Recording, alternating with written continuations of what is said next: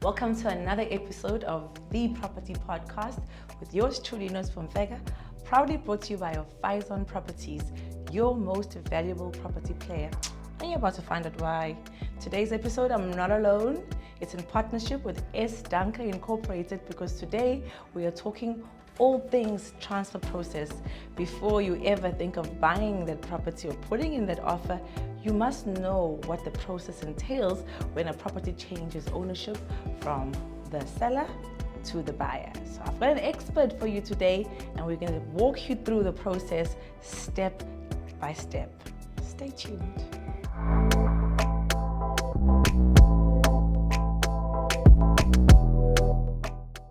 Today we're sitting with S.Danka of S.Danka Incorporated. Today we're talking all things transfer process. So what happens when you buy that property to the time you occupy that property? And there's a lot that happens. But before we get into all of that, I'll allow herself to introduce herself to you. Safiya, welcome. Thank you, Nozi. It's lovely being here. So, as Nozi introduced me, I am Safiya Danka. I'm the Managing Director of S.Danka Incorporated. We are a Durban-based law firm. However, we just opened our offices in Johannesburg as well. We specialize in corporate and commercial law, property law and conveyancing, of course, debt collection, intellectual property law, dispute resolution, and wills and deceased estates. Safiya, today I want us to focus on the conveyancing part of the work that you do. As you know, today our topic is about the transfer of process. So what is your role as a conveyancer in the transfer process in general? I believe it starts and ends with a conveyancer anyway. Thank you for the question, Nozi. So as you mentioned, the conveyancer is a very vital part of the transfer process and is one of the key role players in the process. So along with the conveyancer or the transferring attorney, as we might call it, you have the bond attorneys and you have the bond cancellation attorneys. That is, of course, if there's a bond that has been involved in this property transfer. The transferring attorney does work on the matter from the start to the end of the transfer, where the property is transferred to the new owner. And upon the signature of the offer to purchase, the estate agent, like yourself, hands the offer to purchase to the transferring attorney. That's awesome, eh? You play quite an integral role in this whole process. And that's why I wanted us to have this conversation, because a lot of our viewers think it's just buying the house and then they wonder, what takes 3 months, So it's important for us to walk them through the various stages of the transfer process and the costs, if we can, that are involved in the whole process. So what I want to talk about is from the time that the offer to purchase is handed over to you, which technically becomes a legally binding document once the seller accepts the offer. It becomes a proper sale agreement, a contract between the two parties. Once you receive that all-important document, what's your first step from there? Great question, Nozi. So yes, as you said, the document is a legal document. It's a legal binding document. Either party can't opt out of it after the offer has been accepted. So once we receive that offer to purchase from the estate agent, it is our duty to then FICA the client. And as you are aware, FICA is very important in our industry. So if the estate agent hasn't provided us with the required FICA, we will then send our letters to the purchaser and to the seller advising them of a FICA request. That will be the initial step in the process. Safiya, you speak about the FICA process. Generally, what does it entail? As in what documents must the buyer provide you with?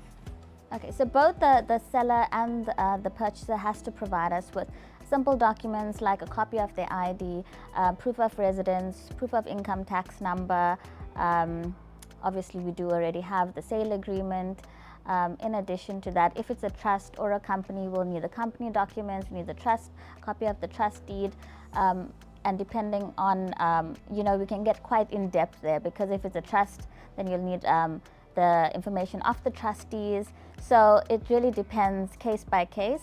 But the FICA process is such an important process, and it initiates the entire transfer process. So Safi, in the process, I know that you're not the only type of attorney that's involved. Like for instance, if a buyer secures a bond to finance the purchase of the property, then there are other attorneys that are involved. Can you walk us through the instance where there's a bond to be registered? What are the role players there? Okay, great. Yes, so you're correct. When a purchaser is applying for a bond, there will be a bond attorney that is involved in the transfer process. Further to that, if there is a bond on the current property, there will also be bond cancellation attorneys, which is instructed by the bank. So now that means that there are 3 attorneys or 3 law firms that are involved in the property transfer. Often, those instructions to the attorneys are done timeously, but if it is not done timeously, it can delay the process slightly. The bond costs, which are from the bond attorneys, are obviously payable by the purchaser, and the bond cancellation fees are payable by the seller. Okay, that's interesting. A lot of people don't really understand that if they're selling and there's a bond over their property, they'll just think, the purchaser's footing the bill for all the transfer costs, but they don't really aware that if they're cancelling a bond, then they have to be liable for those fees. So it's good to know that. Now for the big one, the one that everyone is scared of, SARS. What is SARS' role in this whole process? And what are the liabilities to SARS, and who is responsible for them during the transfer process? Okay. So it's a good question, because I think people often underestimate that role player in the transfer process. So before entering into this offer to purchase, I think it's important for both parties to understand whether they have their taxes in order. So as you know, the purchaser is liable for transfer duty. Transfer duty is the fee payable to SARS, and it is according to the tariff. So we have a tariff that is sent out to most of our clients with the transfer fees, which is the attorney's fees, as well as the transfer duty fees that is payable. There's no way of getting around it. It is what you are due to SARS. And however, there is a minimum requirement. So if a purchase price is under, I think it is 1.2 million or 1.3 million, then there is no transfer duty applicable. So if it is over that value, there is transfer duty applicable in accordance with the tariff. Can I just come in there, Safi, so that there's no confusion? So you're saying that if their property is under 1.2 million, they're not liable to SARS, but they would still be liable for the conveyancing fees. Yes, for the people might transfer mistaken that to say, oh, okay, I'm not even paying the conveyancer. So it's just the portion to SARS, because obviously transfer fees are broken into 2. There's the part that goes to SARS, and there's the part where it's the conveyancing fees. I just wanted to clarify that. Yes. Okay. No, you are 100% correct. So there's the transfer fees, which is obviously liable. You are liable to the conveyancer or to the conveyancing firm, and then there's the transfer duty fees, which goes to SARS. Okay, perfect. At the deeds office, there's quite a process that is followed, which also contributes to why it takes so long for each property to transfer from one owner to the next. I understand that it's quite a meticulous process. Can you just briefly tell us, from the first examiner to the third one, more or less, what are they focusing on? What are they checking that it takes so long? Okay, great. So yes, as I mentioned, there are 3 examiners that are involved in this process, and each examiner has to check whether the documentation is in order. So the transferring attorneys, obviously, they prep the documents, they check the documents, the conveyancer checks the documents, the lodging agents check the documents. However, there is sometimes room for human error. When we lodge the documents at the deeds office, we are obviously would hope that there is no errors, but it's the examiner's job, each examiner's job, to check the documentation, to check if all is in order. Each examiner does the same job in that they check each and every document. Sometimes we'd find that the first examiner did not pick up anything and they did not raise a query, but the second examiner may have raised the query. It is usually only until the third examiner that we say, okay, well, we are free sailing here. So we, the conveyancers, the attorneys, and the conveyancing secretaries track this process, and we track this process so just to keep our clients informed. I know we can often get impatient because it is the last steps, So yeah, we do track the process, and then we notify them, say, oh, it's with the first examiner, with the second examiner, with the third examiner, it's on prep, and we're ready for registration. So yeah, that's So the only remedy, thank you for that, Safi, is just to keep, even for myself as a property practitioner / estate agent, and yourself as a conveyancer, is communication. That's what keeps the seller calm. That's what keeps the buyer calm, letting them know that at each step of this process, what is happening. From the times at the municipality, to the times at SARS, to the time where the bank is doing their own thing, right to the deeds office. So you would say the key thing is communication.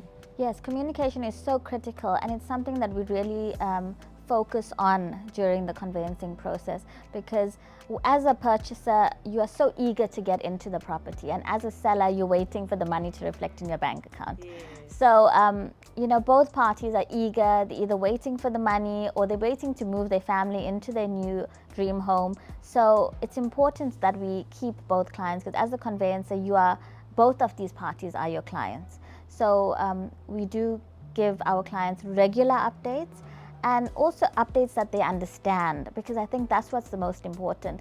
A lot of people, and the reason why we're doing this podcast, is people are not knowledgeable about the process. So you have to really break it down. You have to be available to discuss the process with them, and you have to keep in contact with them. Absolutely. Thank you so much for all that. I think we have all learned a lot from the insights that you've shared. What I would like for you to tell us is, for the buyer and seller, what is your advice to them to make the process seamless, less painful? What would you say? For the buyer and for the seller, I would say that they should firstly understand what is said in the offer to purchase. They should understand the costs that are going to be involved in this process, and they must be realistic about the time frame. Yes. I know we're always eager to move into the property or sell the property, but as I said, the estimated time frame is 3 months. Further to that, they should try and have their documents in order. As I said before, the taxes should be in order. Yes. They should have their FICA in order. They should not delay in instructing their banks, because the bond attorneys have to be instructed. All these small little parts really assist the transferring attorney into registering the property timelessly. Makes sense. Thank you very much, Safi. So I know that you are a young attorney, and with youth comes contemporary ways, modern ways of doing things. In your own firm, which you've proudly owned now for 3 years, I'm very proud of you. I'd like to know what has set you apart, contributing to make the process easier for both the seller and the buyer. What has been your competitive edge, you feel? So at S.Danka Attorneys, we use innovative solutions. Yes. But above and beyond that, I think what I mainly focus on, and what I request my team to focus on, is adding value to our clients, which I believe sets us apart from other attorneys. If you're not adding value to your clients, then what are you doing? Absolutely. Over and above that, we do use a lot of technology in our law firm. We are what we would like to say is paperless. However, as you can imagine, when it comes to conveyancing, there are certain documents that need to be, drafted. And also, when we lodge at the deeds office, it needs to be hard paper. Yes. So yes, technology forms a big part of our law firm. We try and use it to the best of our advantage. We use a legal software that it does assist with that. When it comes to our other divisions, like commercial law, I would like to say that I am paperless. Love that. And it's all about adding value to our clients. I know there's also that one neat service feature that you have, where you actually go to the clients. Yes. Instead of them coming to you, which is a huge convenience. Talk us through that quickly before we close. Yes, so you are right. We do often go to our clients to sign the documents. We have such a diverse range of clients. We have young clients, we have clients in retirement homes, we have clients that are just basically busy, Yes. So whether it's going to their offices, whether it's going to their homes, whether it's meeting a little bit later than our usual work hours. Yes. We try our best to accommodate our clients and sign the documents where they feel comfortable. That's amazing. That's amazing. That's a nice touch, by the way. Safi, thank you so much. That was so enlightening, informational, educational. I know that a lot of our viewers benefited from that. Just to break down the process and understand what happens in these 3 to 4 months. Priceless. Thank you so much. You're amazing. Thank you. You're more than welcome. And I hope that this session has really educated a lot of your viewers on the process. And let's do it again. Definitely. I believe we have more to cover. We have contracts, we have disclosures, things that really would make a difference if our buyers and sellers know. Definitely. Thank you so much, and thank you for watching.